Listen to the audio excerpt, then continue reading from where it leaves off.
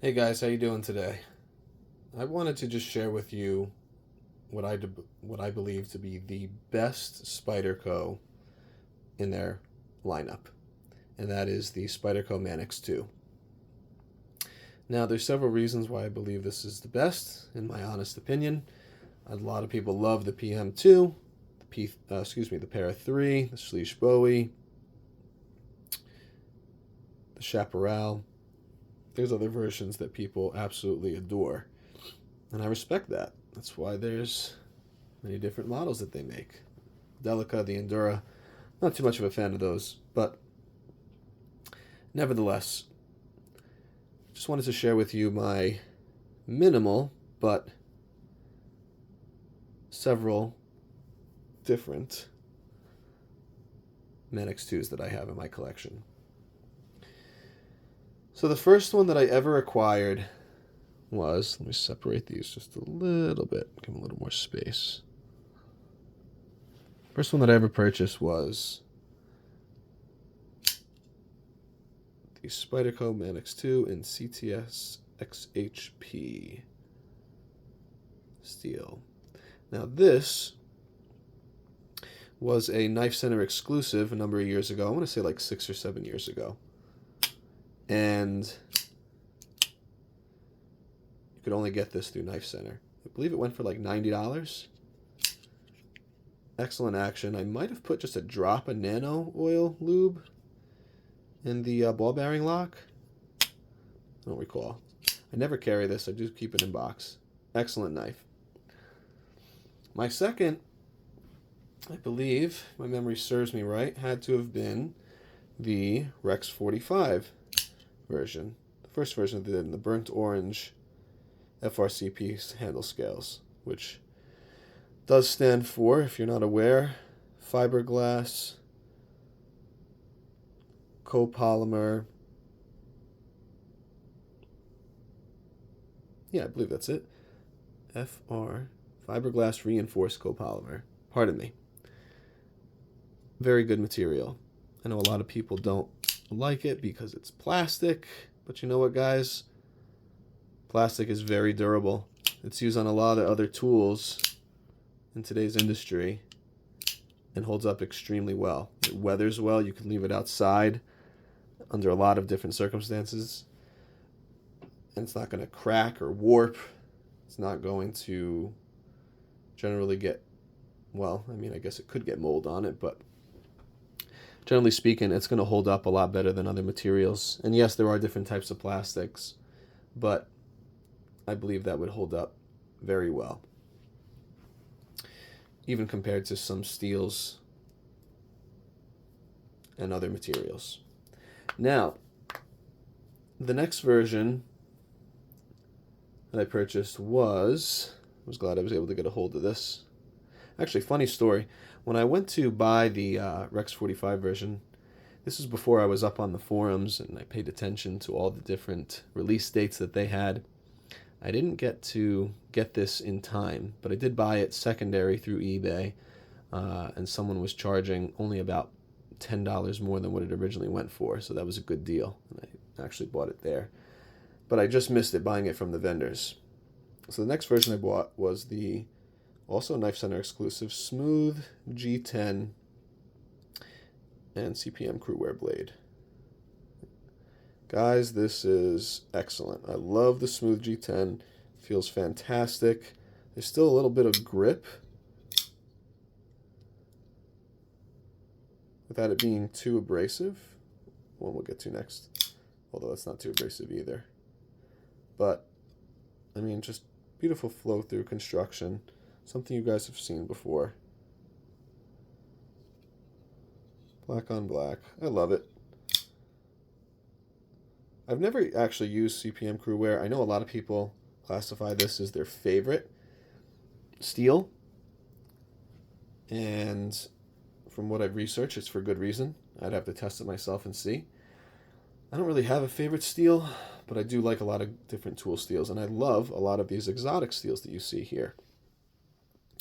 Now the next version, I was very glad that they brought this out. This is almost referred to as like the Stormtrooper white.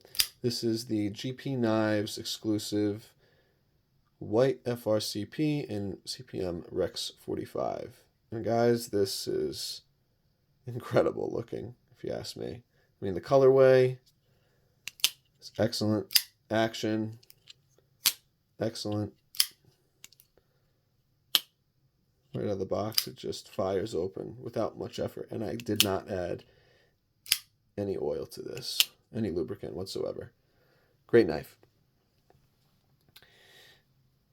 Then, not graduated, it's the wrong word. I was finally able, thank God, to pick up a St. Nick's exclusive, the red FRCP and CPM 4V tool steel. This one is a user. I do carry this pretty regularly, almost every day to work. I use it for cutting open plastic packages. I also use it for prying open certain cardboard.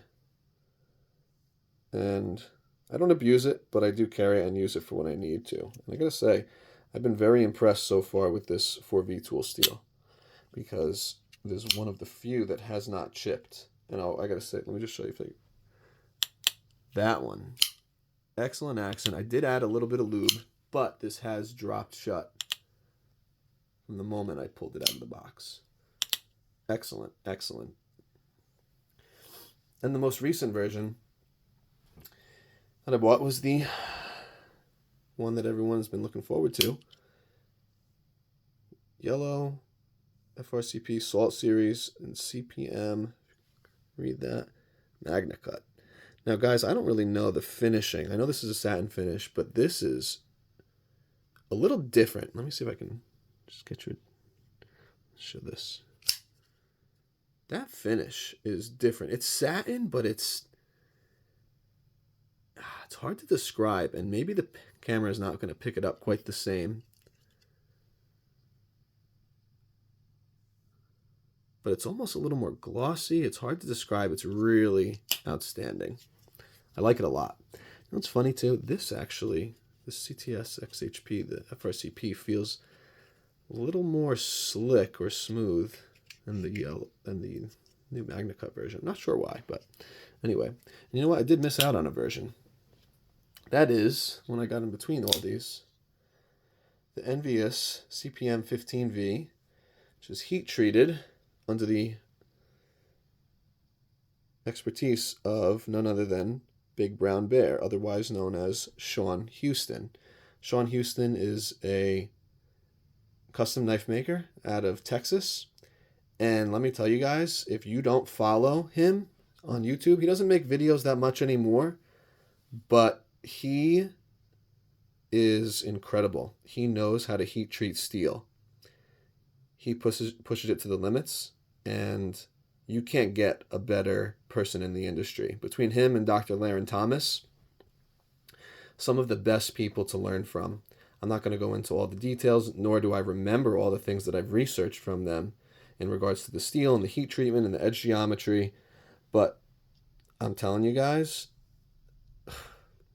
I can't recommend the guy highly enough. He's a super nice guy too. I can remember actually meeting him at Blade Show in 2021 or 2022, and I actually went up to him and I just recognized him from the way he was talking to someone, and I went up to him and I said, "Excuse me, Sean." And I said, "Yeah, I watch your videos," and he was the nicest guy. He comes up and gives me this big bear hug, and just grabs me. He's a big guy, but the nicest fellow. And we were just talking a little bit about knives and whatnot, and then I let him get back to what he was doing. But I mean, what an amazing individual, and I'm telling you, he knows his stuff. When it comes to heat treatment of the blades, absolutely remarkable work. And when he puts his name on it, it's going to perform. And excuse me, for $157 knife, I believe this was. This will outcut and outperform a lot of, if not most of, the custom knives. Now, it is the standard edge geometry that Spyderco puts on their knife blades. However, I have seen in another video on YouTube where someone actually had this reground and thinned out. So this is probably around between like 20 to 26 thousandths behind the edge. I don't recall. I've read a couple varying degrees, but somebody got this down to around 10 thousandths behind the edge. And they said there was no chipping. It performed very well. So it was a testament to the heat treatment. Highly recommended. From what I know, too, I do remember hearing and watching a video of Sean where he explained to someone how he was basically given free rein at Spyderco in regards to the heat treatment. So they basically let him go to the engineers and say, this is exactly how we need to heat treat this steel. And they did it under his supervision. And if you watch other videos or other people like Cedric and Ada will prove how good the heat treatment of this steel has been. From what I also read too, just going back to the MagnaCut version, from what I also heard, these MagnaCut blades are, I believe, hardened around 63.5 HRC. And from what I understand, that was like the sweet spot with Spyderco. Now, maybe you do or do not know, but Spyderco hired Sean and Laren Thomas for the heat treatment of the MagnaCut blade steel. So that was really exciting. Two monumental people in the industry. Check out knifesteelnerds.com if you haven't. Dr. Laren Thomas has a wealth of information. It'll make your head spin. I can't keep up with all of the metallurgy, but it is truly fascinating to learn about. You know, if I had to see, or if someone were to ask me what is my favorite version of the Manix 2, it's hard to say as far as steel is concerned or colorway, but if I had to go with just one, okay, it would have to be, not necessarily this, but anything of the FRCP.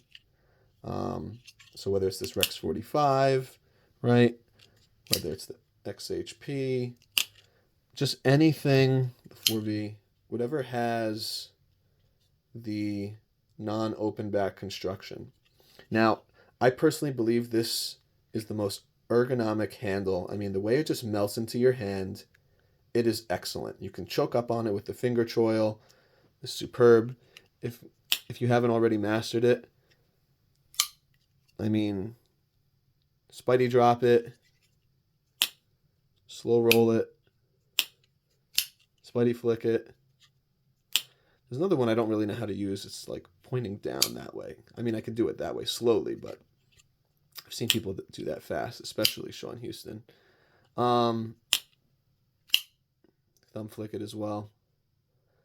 I personally just believe, this is my opinion, the non-open construction provides more comfort, in my opinion, when you're bearing down on the knife. Not that this is like uncomfortable, it's not, but when you're like really putting pressure down, I don't know if a lot of people realize, when you're putting pressure in the palm of your hand, having that open back construction, the palm of your hand can actually squeeze in between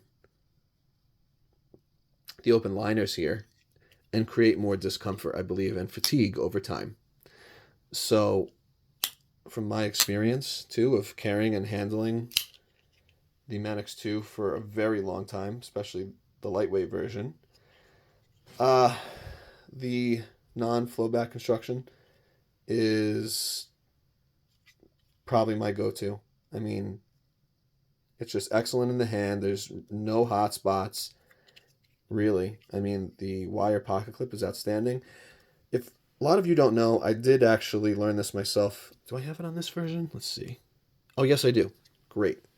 So this was not the original pocket clip. As you can see, this is the deep carry, which it doesn't show much in the pocket. So literally, I'm kidding you not, that's really all you'll see. And if your pants are a little thicker, you can probably and basically enclose it into the pocket of your pants or jeans.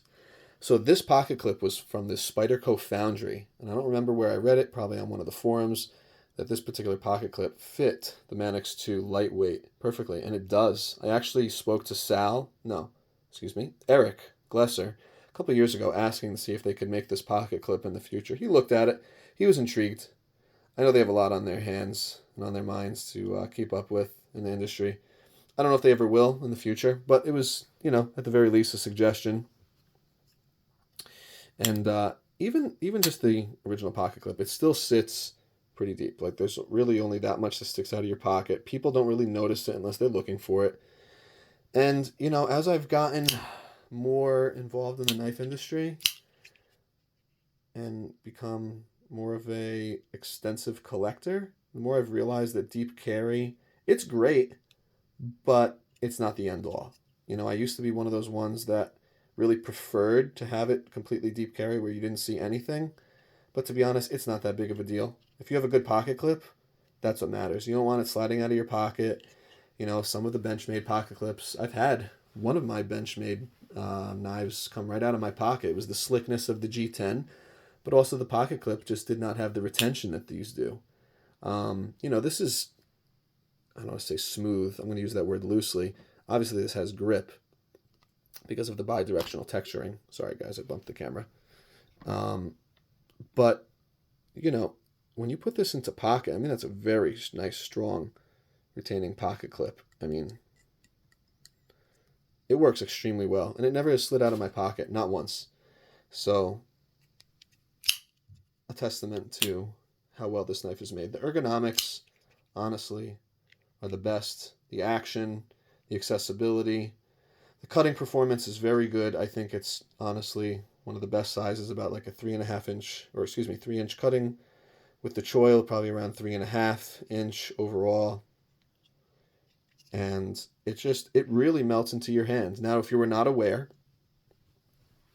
this isn't quite the same because I have this other version, but the Demko 8020 Compact, the ergonomics on this one are not quite the same, but on the production models of the 8020 and the 8020 S or Slim have practically identical ergonomics. For your finger, for your pointer finger, 2 middle fingers, and your pinky. And I'm telling you guys, pick that up and then pick up a Demko 8020 or 8020S. You will see what I'm talking about. The ergonomics are practically the same, and they're excellent. Why is it that they're making that? Demko, I'm not saying they copied the ergonomics on the Manix 2, but they're very similar, and you can see how well they work. They just really melt into your hand. They're excellent. I'm bearing down, and I don't feel any hot spots, Yes, you could say like maybe some of this ribbing on the back here might poke into the palm of your hand and give you a little discomfort, but it's not anything drastic. It's not like certain knives and certain pocket clips and other things would bother you. But anyway, I believe that's all that I wanted to cover. I'm trying to see if I missed anything. Oh, the ball bearing lock, I believe, is just as good, if not better, than the axis lock. It still can handle a ton of pressure, and yet it's still fidgetable. The spring is more responsive, and I believe it's stronger than, from what I understood, the Omega springs.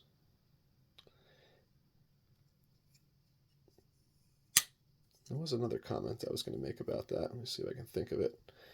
I know this is in real time, guys. I didn't write down anything on a piece of paper. I didn't have anything planned. This is just a video that I wanted to share with you guys. I can even reverse flick it on the left hand, which I'm not a lefty, but it's just an all-around amazing knife. Definitely my go-to. I know Neves Knives says it's his favorite one and done knife, and if I had to choose as well, I would have to say that. Yes, there are customs that I love and other things, but as far as a good all-around user, beater, it's just very reliable. It's not going to fail you. I have spine whacked these, and the only one that failed, it might have just been manufacturing defect, but I had a Maximate version years ago. No, not even that long ago. I wound up getting rid of it because it failed the spine whack test.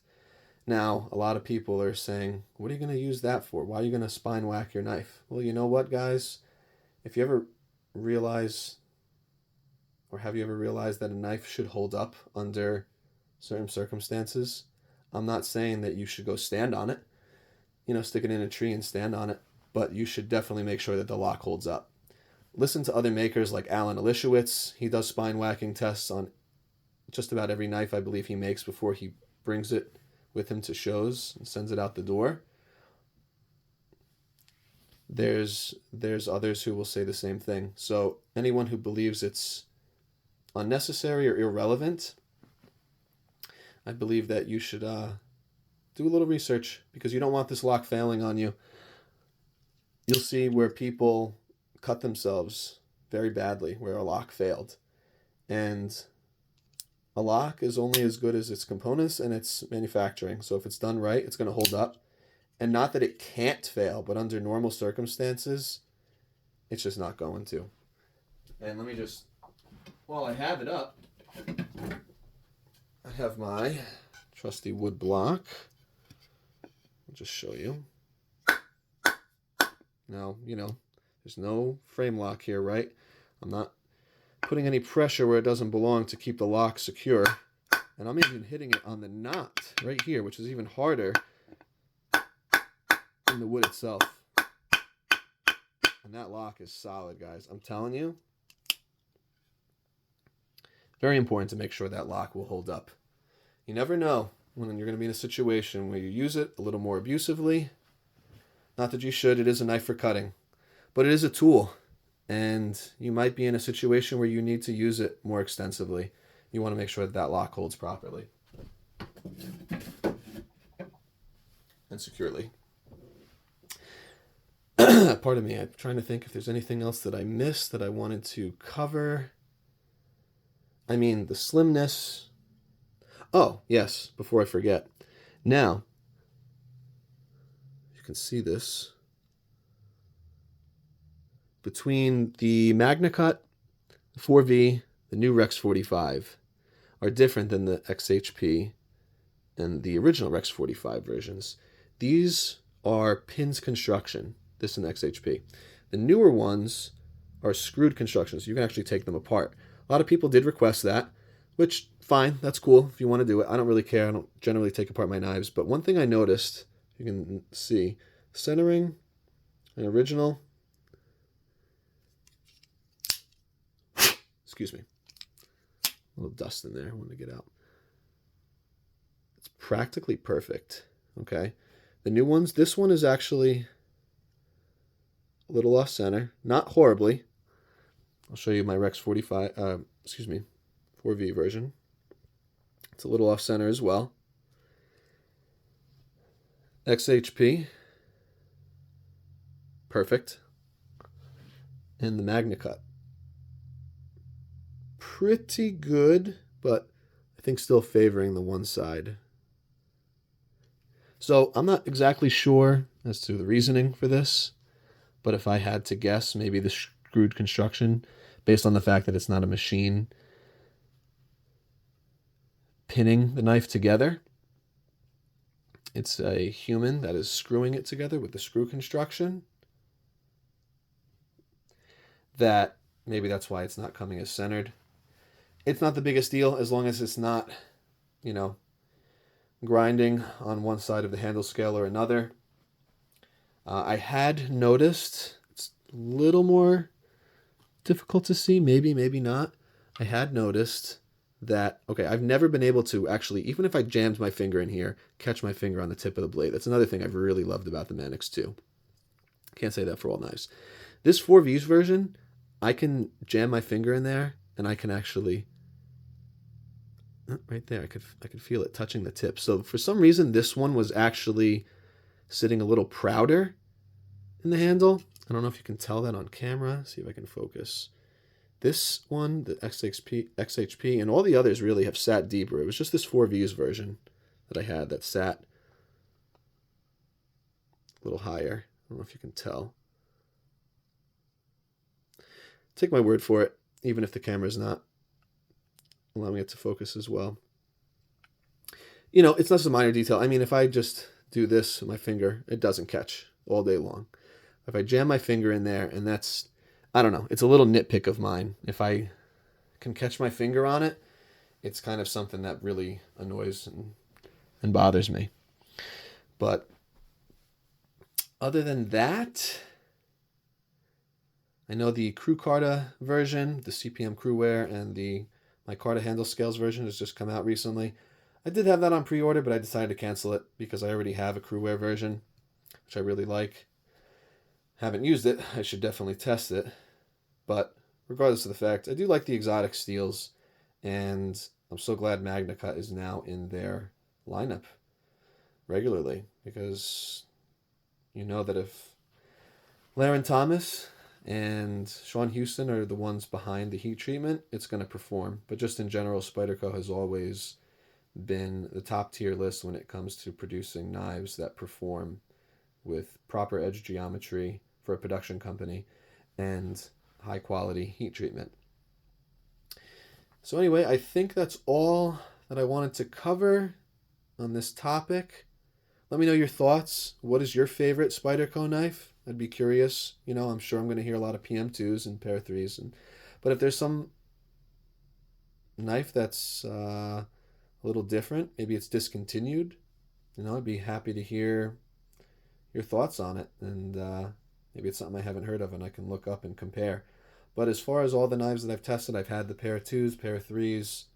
I've gotten rid of all of them. I think the Para 2, in my opinion, has the worst ergonomics of any Spyderco. Just my opinion. It's very slab-sided. And yes, these are slab-sided. They're flat. But I mean, the edges, they're knocked down. Yes, this is the plastic version instead, but I'm telling you, the ergonomics on this are so much better. When I bear down on the Manix, or excuse me, on the PM2, it's not quite the same. So anyway, guys, thanks for watching. Have a great rest of the day.